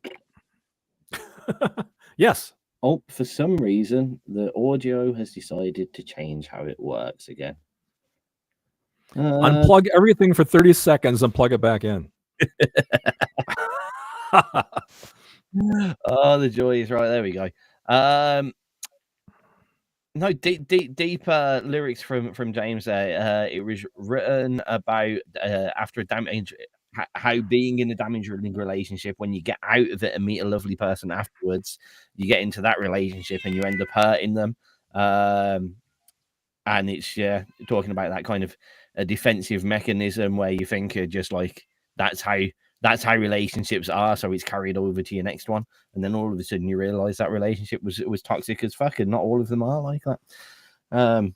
I kind of added my own little realm into that. James might not have written anything about or that kind of side of things, but I just added it in anyway. Here's my take on it. Yeah, that's what I did. Yep. Who else have we got here? We got Kai Machine and Wrecker. We got to play something from both of them. We do. I guess Wrecker was talking about Too Late earlier, so I think we should play Too Late. He was mentioning how he'd come to the table with a set of lyrics and they constructed a whole song around these lyrics and then decided they didn't want those lyrics to the song, so they've still got a whole. So then this song was written and there's another song still waiting to be made. Yep. There you go. See, I remember things sometimes. Very nice.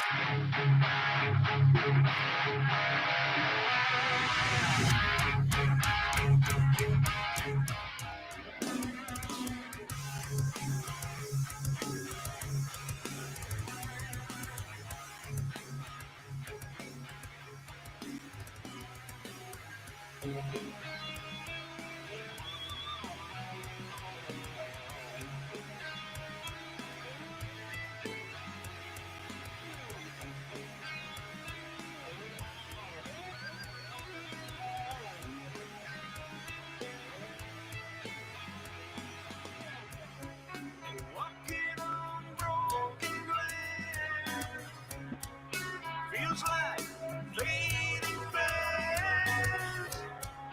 So much left to say, but it's all been taken away.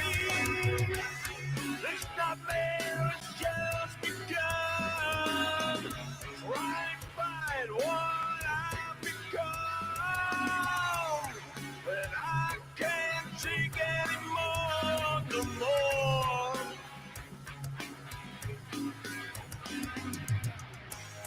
I can feel it burning deep inside of me. I can feel it burning. Oh, set me free. Too late, too late, too late. Save the day. Too late, too late, too late. Take me away.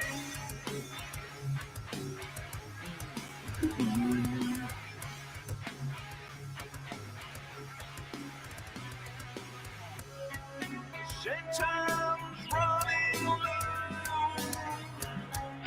Nearly time to go. Shed tears another day. Broken, fading away.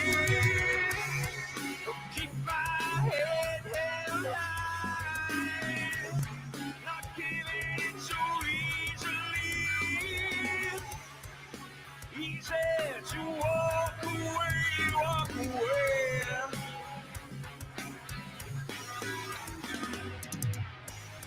I can feel it burning deep inside of me.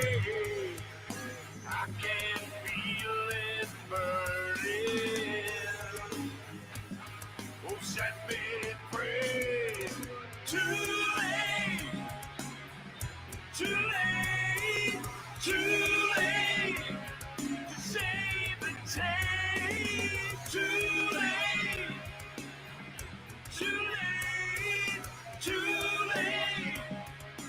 Take me away.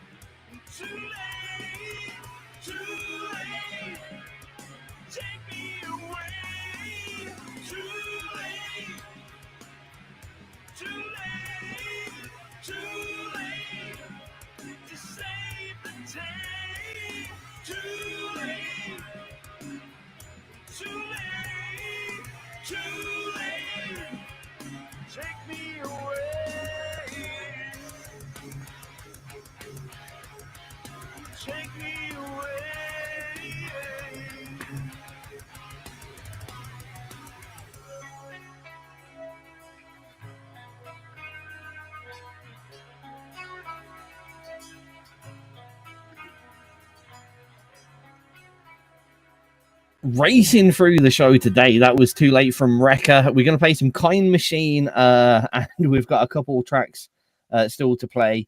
We've got Live Luce, Run Loop, Radio Aftermath on the card. That is 14 minutes of music, and we have 20 minutes of show. We're working well, Craig. We sure are. I think today is a record for staying on topic for the longest time. It's a good topic. Craig came up with a banger of a topic today. Thank you, sir. Thank you. So where I was going with it, because you were saying, Kind Machine, that you only listen to the music, you don't listen to the lyrics. So I thought, funny image in my head. This is the weird stuff that goes in my head. That your record room is full of the greatest sounding music, but you didn't realize it's all by Nazis or people that It's all songs about the lyrics. yeah, something like that. And then I had an image of you running into your record room, pulling vinyls off the shelves, and going, Uh-oh. Well, fuck.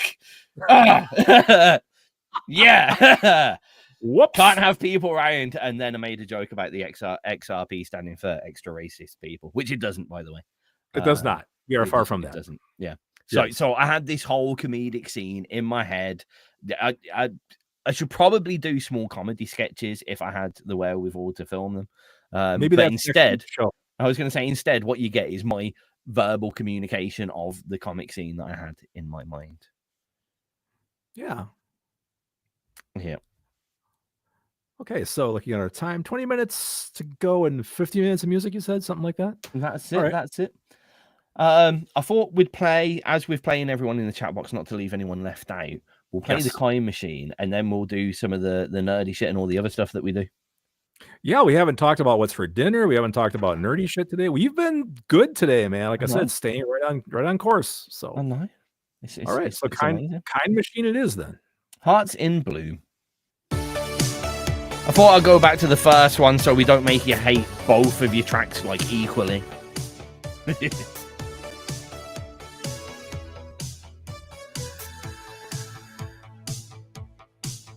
Saw a spark in the dark, yeah, it lit up my mind. A whisper to my heart, left it open and kind.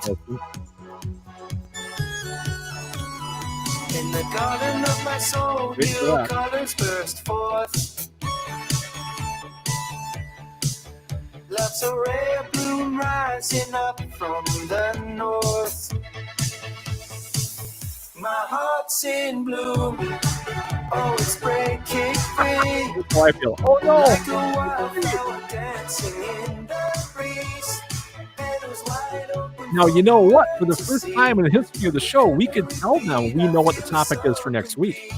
That's true. You're not wrong, guy. We've never done that.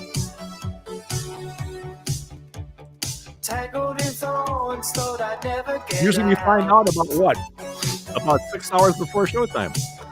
But your smile was the rain ending my drought. Shook off the dust, wiped the tears from my eyes. Now my heart's field is on the sunny skies. My heart's in bloom, oh, it's breaking free. Like a wildflower dancing in the breeze. Petals wide open for the world to see. With every beat I feel so complete.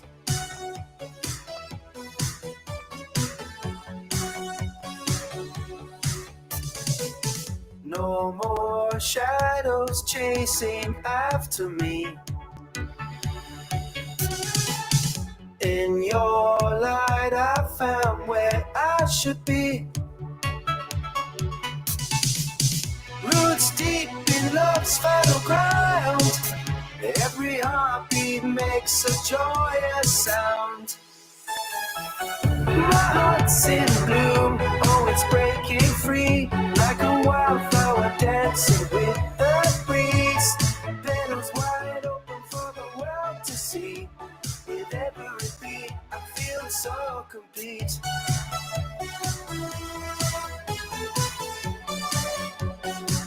I feel so complete.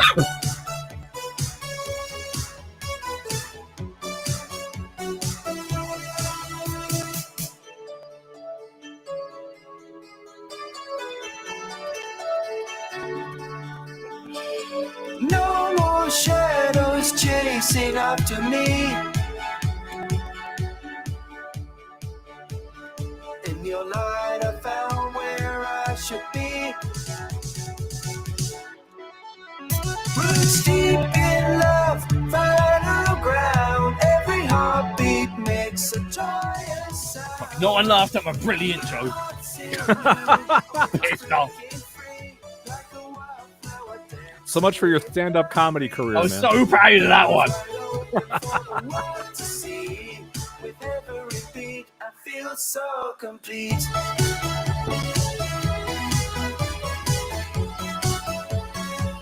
I feel so complete. Yeah, you all suck. Not doing this show anymore. That was the Kai Machine with Hearts in Bloom here on XRP Radio. Absolute comedy gold like that in the chat box. And What, and you the rolling with an ego part? Yeah, I thought, come on. He was just like man. interrupting. Oh, come on. Oh, come on, man. That was gold. Absolute You gold. I know- was so proud of that. I thought this is the joke of the night. No. See, and Plush Underfoot should be in bed, and he's staying up just to listen to this. See, I'm and sorry. you gave him that joke. Why? Oi, oi, oi, oi, oi. Oh dear. Ah. Right, so for those not regular to this show and to Alan's discontent, we do talk other stuff. So we have a main topic, but actually, this is a rare chance for me and Craig once a week to just catch up and see how each other's doing, because we're both pretty nerdy people, and we both like food, so we need to figure out these two things. Okay, which do you want to hit first? I mean, food we can get over and done with in a second. I had the usual double bacon and cheese just before I started the show. Okay, that's fast. Is that Burger King? It was, yeah. It's just, I knew it, man. It's literally because it's the quickest thing to get delivered to the door. When I get back in from work, I have zero time between work and this show. So quick food, get everything prepped, do the Live Now promo ready to go, get your tracks all sorted up, finish submitting my customers from work for the day, and then I sit down in this chair and we're away. So that, yeah. If I'm not early or Cat hasn't cooked, it's a bacon double cheese from Burger King. That sounds really good, actually. Tonight I have, after the show, I have leftover meatloaf. That's why I put the meatloaf recipe up for you guys. Hey! Okay, I've got that and some baked potato. In All that of a sudden, recipe, it did not say in that recipe, cook, eat some, leave for a day, cook again. Did you see the guys in the chat box can't hear me? That's funny. They should. Oh, I can hear what? me. I can hear you as well. Huh. I hear me fine. Oh, I think I know what. So they'll hear you on the main stream. 1 second. I know Okay. exactly what happened here. It was from when, earlier I said, oh, the sounds all changed. Yeah. It didn't finish changing. So I'm done for the night then. No. Now it's all resolved. Guys, can you hear me now? Check. Check one. Check. Now they can hear you. Okay. Anyway, I was saying for dinner tonight is going to be leftover meatloaf and mashed potatoes. Nothing too exciting. That's So I why know you you guys- just heard me raving about the being wrong. Yeah, about it being wrong. Okay, cool. So that's that. Now Kind Machine says they can't hear me. Like, hello? They can definitely hear you now. Okay, that's good. Not that I had anything really interesting to say, so that's fine. Oh, he had to refresh. Right. Okay. Okay, that was that. Okay, 12 food's out of minutes the left way. of the show. Geeky stuff. What's new, Geeky? This recreation. You ever heard of Burnout? Yes, I was going to say that looks very Burnout. These are the guys that made Burnout, the entire series. There's only 3 of them left, and they started a small company. And this is their brand new game, which is Burnout, basically. But you can create your own tracks, like tracks up in the sky and jumps and loops. And I was going to say it looks like Burnout, but in a theme park. Huh. Yep. That's what it is. So that's my geeky thing for today. I like it. My geeky thing, I finally got around to installing and playing some of this new Pokemon finally. It's weird. It's quite strange. So a lot of the other Pokemons were or that it was just getting more and more open world, bigger and bigger and bigger and bigger. And one thing that I say about Scarlet and Violet, I played and clocked them, completed them. The graphics were shit. I mean, it was a really badly made game. It was playable. It was good gameplay, as it were. But the game itself, the functionalities, the graphics, the atmospherics were shocking. You'd be walking around, and all of a sudden, the camera's like in the middle of a building. It just when you got into a battle, the camera would do the spinny thing that it always did. Yeah. But then it would center and focus just on the floor. And you couldn't see, so you could you could have the battle, and you see, the other Pokemon's life bar and whatever, but you couldn't. So all of that is a lot better. It's tight. It's tiny though. It's all based in one city. Yeah, I knew that. And so it's a lot smaller. It's a much smaller world, and it's quite interesting the way that they've done. So it's almost like, say, your biggest local city, or say Chicago. Chicago is in Pokemon land, and the wild Pokemon are slowly coming into the city. And instead of getting rid of them like we did in the real world, getting rid of animals, they've made like wild zones for the Pokemon to be in. Oh yeah, sure. Yep. It's quite weird. It's good so far. Plays well. Can't complain too much. If anyone's going for it, go for it. I'm not gonna. I think the last Pokemon I bought was Sword. I loved the original Game Boy, the classic Game Boy ones. I thought they were great. I think you know what it is for me in Pokemon. So I love big scale RPG games, the Final Fantasies, the Expedition 33s, the Dragon Quests, etc., etc., etc. My biggest problem is they're getting quite technical now, and you need to have a lot of time to you can't really pick up Final Fantasy for half an hour. You need like a couple of hours at least to get into it, get through a bit of the storyline, and continue going. Pokemon has all the aspects of a high scale RPG game, but you can smash through it. It's easy. It's a little bit more instant gratification, shall we say? Yeah. Okay. So that's why I play it. It gives me my RPG fix without it having to be a whole fucking ordeal. I can play 10 minutes of Pokemon before I go to bed. If I start up Final Fantasy VII Rebirth, that's me till the morning. Yep. Oh yeah, you can jump in and jump out in the Pokemon game. Yeah, I was always a Pokemon fighting game guy. I mean, like Pokemon Stadium and Pokemon Coliseum on the Wii. That's the stuff I like. That's the actual battles. That's what I I enjoy. always liked the idea of them. I just never played either of those. I haven't. Yeah, that's what I do. So Good. So Kai Machine's got a geeky thing. His geeky thing was that he discovered that his microwave can make cake in a cup. Add pre-mixed powder from a packet. Add milk, 60 seconds, and boom, cake in a cup. Yeah, a cupcake. Mug cakes. We call them mug cakes. Well, I make them quite often actually. Like you can just make them with a bit of normal self-raising flour, chuck an egg in there, whip up some like I don't know chocolate powder or whatever, and then the best thing to do is just put a big spoon dollop of Biscoff right in the middle to melt, and then chuck that in the microwave for 30 seconds, and you've got a chocolate Biscoff cake. Nice. See, now I'm getting hungry now. I'm a little bit, and I have eaten. I know. Well, I have dinner after the show here, so I'm in good shape. Okay. We have 1, 2, 3 tracks left. We have 7 minutes left. We're gonna have to play 2 quick, and then say goodbye, and then play the last one. I believe so. So a back-to-back then. Indeed. Okay, so Magpie by Live Luce, and then Pirates by Von Loop. It's the first time that I feel like we're running out of time a bit. I know. Kind of a nice problem to have. Well, today was a good show. A lot of good conversation today.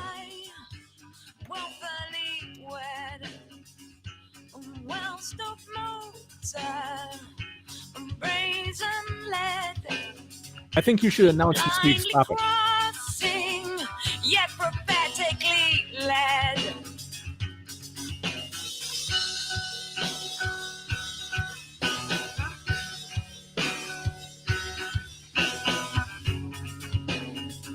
Love life work to segregate new toys designed to help us forget a drained illusion to precipitate rebels sign to drown out regrets. This plain experience wrapped up in clay. Teach the lustless how to say, I figured out my design. I don't know if you remember them, but this reminds me a lot of the Mock Collective and the Blissful Mock. Yeah, I don't know them. Knowledge and support. I can announce. Time Machine wants to talk about Super Mario Nation. If it was 2 hours earlier, I could do that. Are you satisfied? They paint our doorways on the wall. They hide plaintiffs in empty halls. Our doors are painted raisin red.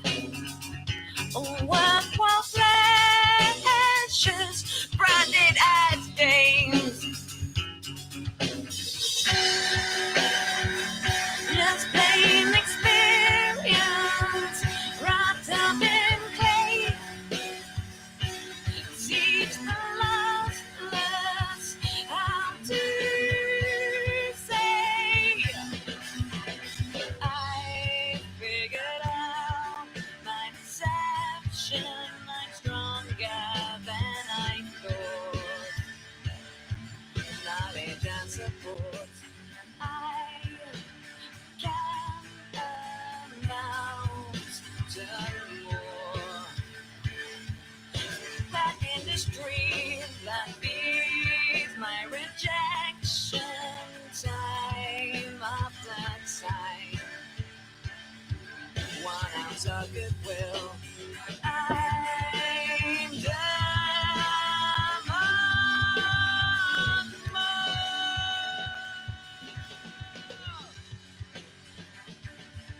I'm satisfied. You and Captain Scarlet. Captain Scarlet was cool.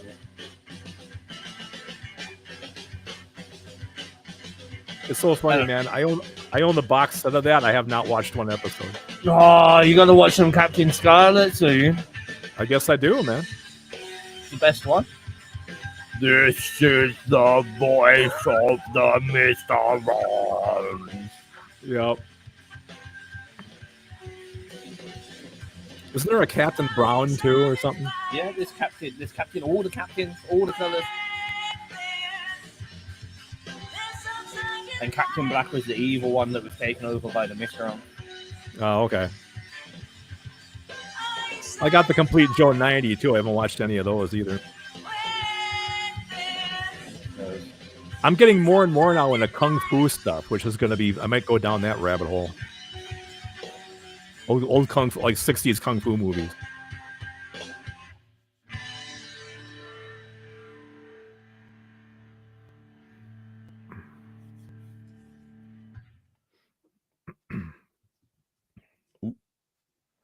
There we go. Actually, they started off with the Captain Scarlet, okay, Captain Blue, Colonel White, Lieutenant Green, Captain Black, Captain Brown, Captain Grey, and then they went a little bit off track. Captain Ochre, Captain Magenta, Dr. Fawn. It felt like they got halfway through and then they forgot that colours existed. They could have just gone for yellow, but no. They got Ochre, Fawn, and Magenta. Different writer, maybe. I don't know.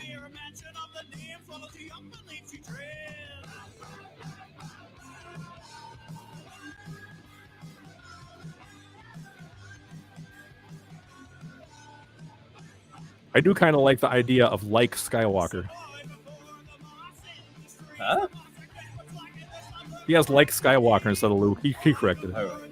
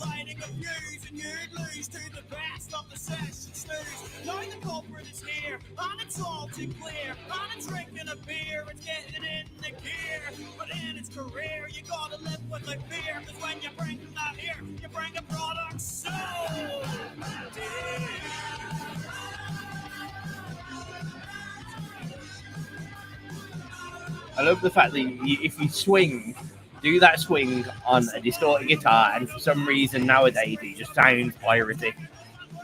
Yeah. That little slight swing.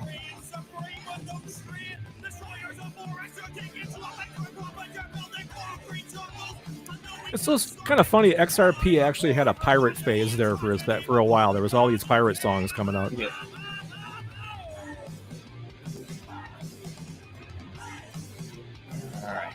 Right, tighty.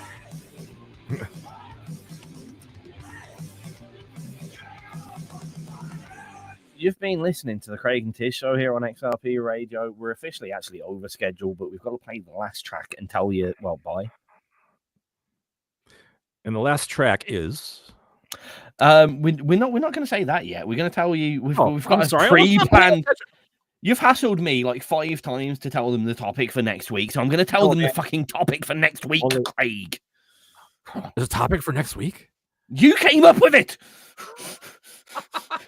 Now, come on, man. Don't get all Tizz on me. Next week, we're going to be talking about a certain Roland keyboard. Oh, stop that. We're going to be talking ego. Is it helpful, healthy, harmful? Is it a good thing for a person to have it in small doses? How many bands have been broken because someone thought they were God's gift to music? We're going to be talking about all that and more next week. We will have more tracks by the people who attend the show, as well as Craig's hot picks. We'll have some more geeky stuff. We'll have some more food. We'll have a fun time. And if you don't have a fun time, why the fuck are you here? Anyway, There you go. got a bit aggressive at the end of the show, didn't I? You sure did. I apologize a little bit. A little bit. Not Little too bit. much. Not too much. Until then, though, do you have any last words, Craig? As usual. Before thank we you hang, all- draw, or quarter you. I don't know why I keep saying last. What are your final words? Final. What do you want on your tombstone? Anyway, like usual, thank you all so much. Those who participated in the chat box, always so good to see your smiling faces, get a little bit of feedback, have some good conversation. Fantastic. We will see you again this same time next Wednesday. Have a good one. That would be shit to have on your tombstone. It would be a bit too small to read, I think. And for me, it's been a pleasure to entertain you all for the evening. I will be back on a Saturday with a quick tag. The full tag show is now on a Sunday, same time as it was on Saturday, 8 till 11, rolling into the Shade Garden. But we're still doing a mini show, a little hour on Saturday nights, just to keep you all happy as well. Last track, Craig. Last track is Lucky at Cards by Radio Aftermath. See you later, everybody. Bye-bye.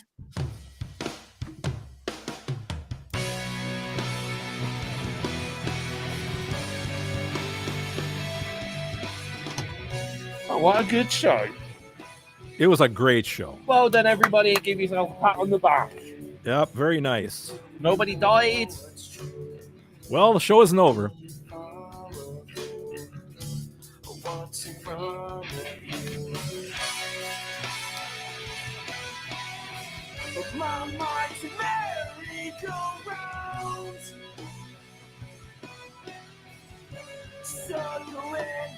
You know the part that's so funny, when I thought up the lyric topic, I thought for sure we had done that before, so I kind of threw that at ALC just to see. She said, no, you didn't. So, cool.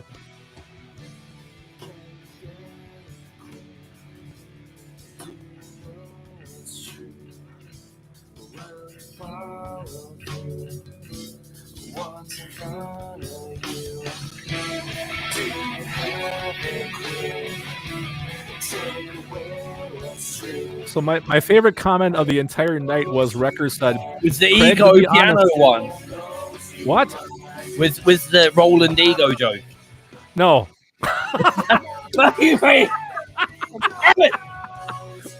The best comment was Wrecker said, Craig, we haven't been able to hear you for 20 minutes now. That doesn't make any difference. Or something like that. Oh, you guys love me. You guys love me that much, huh? That's what my wife says too. You've been blabbing for 20 minutes. I have no idea. That was great. So maybe it's the Tizz and Craig show now then. Yep. Just the Craig's face and Tizz show. That's all we need. Yeah, there you go. As long as you're present, we're fine. I think we gotta start sticking Cake Face in there myself. No. Yep. Craig and Tizz and Cake Face show. No. Oh, she's always in there.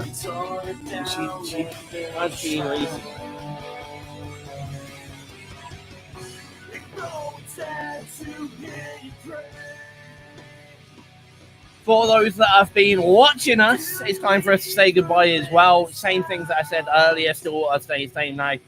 Come catch me in Saturdays and Sunday shows with ALC. And next week with me and Craig once again. Yep. Hope you all have a great rest of your evening and you enjoy the Craig and Tizz jingle to finish the world. Right on. Yep. This song was a little bit longer at the end than I anticipated. I'm not gonna lie. I keep feeling like I need to keep speaking. Don't know what to say. Here we go. See you later. Right.